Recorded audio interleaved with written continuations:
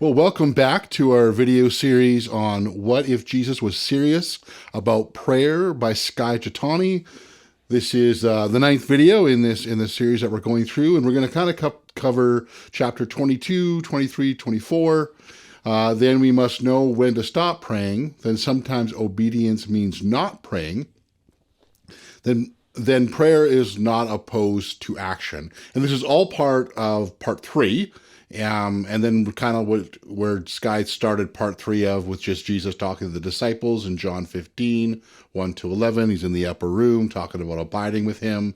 And so, yeah, we kind of move into these 3 chapters, which is kind of getting to the point that prayer is not the absence of action. Yeah, this seems really counterintuitive to know when to stop praying. It really does. Or the fact that it might be obedient to not pray. Even that whole notion, and so I mean, when I was reading it, I definitely thought the idea of like if there's one sort of term and word or whatever flowing through, especially these 3 chapters, is discernment, and really growing in our ability to discern, especially in light of when to stop praying. And this is interesting because so often we get a formula maybe for praying, and we just keep praying the formula, and we don't actually take time to think through, is this the best course of action for what God's wanting me to do right now? Absolutely. So if we jump into chapter 22, like we're back in Acts 12, that's where Skye was talking about in chapter 21. Yeah. And this is where Peter is in prison awaiting execution. Now, to me, it's comical to think that as they're praying for Peter's release, there's a young girl who says to them, Peter's outside, and they dismiss her. Yeah, they're so caught up in praying for Peter's release, and there's the whole story about the angel and Peter not even believing that he's been released until he's actually outside and touching the ground kind of thing. And then he goes to this house where he knows they're praying for him, and he's knocking at the door, and they don't believe their prayer's been answered. Well, even their way of just sort of dismissing her was like, it was more believable. Oh, you just saw an angel, and the fact that God answered our prayer, and he's standing, 20 feet away, whatever that might have been. But definitely there's that idea that we have to pray in faith, but there's a time that we need to act in it.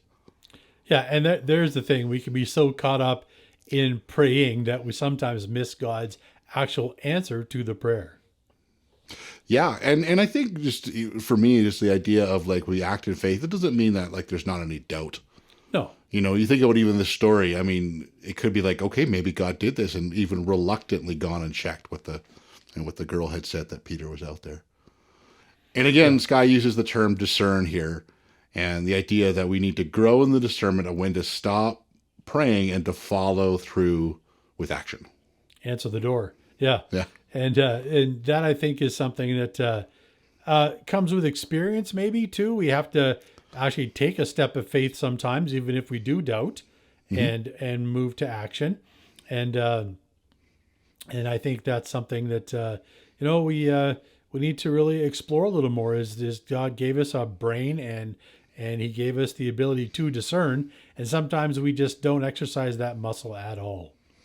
Yeah, absolutely. And I mean, as Skye points out, like I felt like it's a good question that I need to ask myself, and probably all of us could, is how often have we failed to see God's goodness because we could not discern when to stop praying and open the door.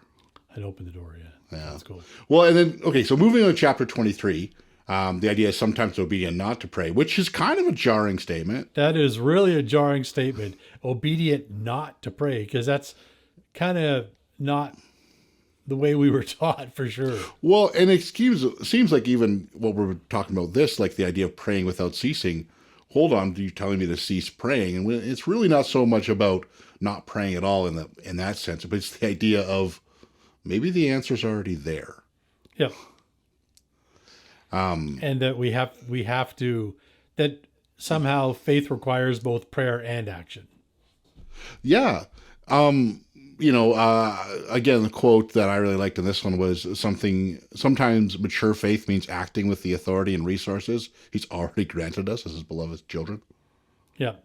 And we kind of touched on that, I think, back in one of the previous videos, that we can pray that way for resources and authority, but they're really no good to us unless we actually use them. Well, absolutely. When I was thinking, like, because he uses Exodus 14, with Yep. the idea that they're trapped kind of in between the sea and the army of Egypt that's kind of bearing down on them, and they Yeah. do cry out to God, and God's response is to lift up your staff, stretch out your hand, and the sea will divide it. Yeah, get moving. Yeah, well, and like so, God has given Moses this authority. I feel like the question I want to ask myself often is what might be the thing that is tripping us up, that we're not, even though we've been given the answer, we're somehow not seeing it or forgetting it. And so for me, like if I put myself in Moses' shoe, especially seeing, how many people, Yeah. that Israelite people there, that it would have been fear. Yeah. And I You think know, that's a big one for all of us. We're afraid to take the step of faith. yeah. I mean, I can think of when I was going to go to school, really felt so confirmed from God that I was supposed to go. Yet I can remember almost doubting and starting to consider not to go. And I remember even strangely getting a conversation of my boss at the time, I don't even know how we got into the conversation, but I said, I'm really scared about going to school. Like, I just don't know if it's the right thing. And I kind of maybe felt like God used him at that moment where he said, if you don't go to school, I'll fire you. That's Or that maybe I needed to hear like, oh yeah, right. Like sometimes you this need was, those confirmations in order to yeah, or move the like just forward. the kick in the pants or something like that. But Yeah, exactly. Someone who's going to be able to do that for you. yeah, and I do wonder some of the other things we do. Fear being a big one, but like like some other things that can trip us up from not seeing that there's an answer provided. It's already been there. Is we don't like the answer that God's given us. Yeah, because sometimes it's not easy.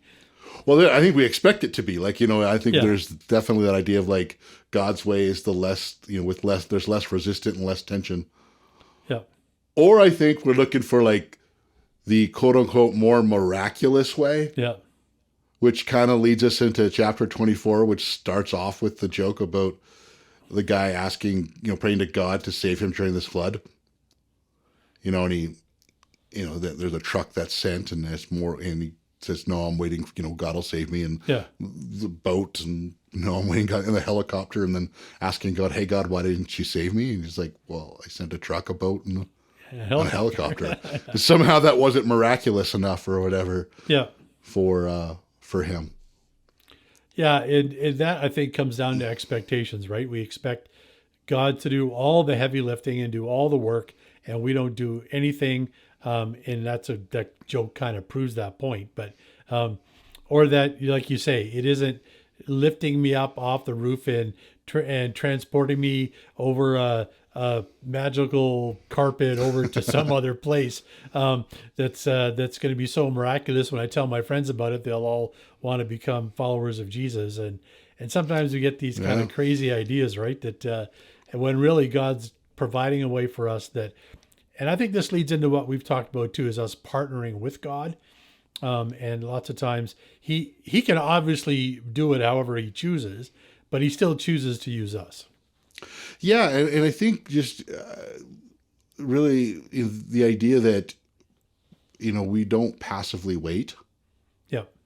That we need to be actively looking how God is sort of fulfilling a promise, and then wanting to make sure that we are cooperating, like to that. So again, prayer is not opposed to action. It's actively looking for how God wants us to act. Yeah, and I've heard it explained to me this way. It's like being on a ship, and you're praying which direction to go, and so you don't necessarily get the answer. So you fire up the engines and start moving in a direction, but you leave the steering to God.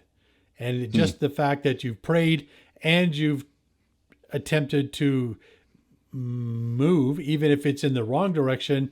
If you allow God to steer, that you'll end up going in the right direction. But if you just sit there and don't do anything, or just pray, for example, the point we're making here is that you still don't get anywhere. God can steer all he wants, but if you're controlling the throttle, it doesn't. You still don't move. Oh, interesting. Yeah. So for me, the big thing, again, kind of said right from the beginning of this video, discernment seems to be the big kind of key through all this. Discernment when to stop praying and open the door. Yep. Because God's answered. Discernment when God has already given us whatever resources and authority that we need in whatever we might be facing, and the ability to grow in our discernment that like when God gives us the way forward. Yep. And to act on it. Yeah, and that's something I've learned to pray for every day, for wisdom and discernment, because obviously times are really challenging, and nothing is really ever that straightforward or easy in my mind. So anyway, that's thank you for being with us today and listening to us talk through these chapters, and hopefully it's challenged you in some way that you can take some time to think through. We've posted a link to some questions in the show notes there, and hopefully you'll take some time to review those. And again, we always feel it's better to talk those through with somebody. And so if you have a friend you can talk to, or you're part of our church community, we have what are called missional communities that meet in neighborhoods or over Zoom.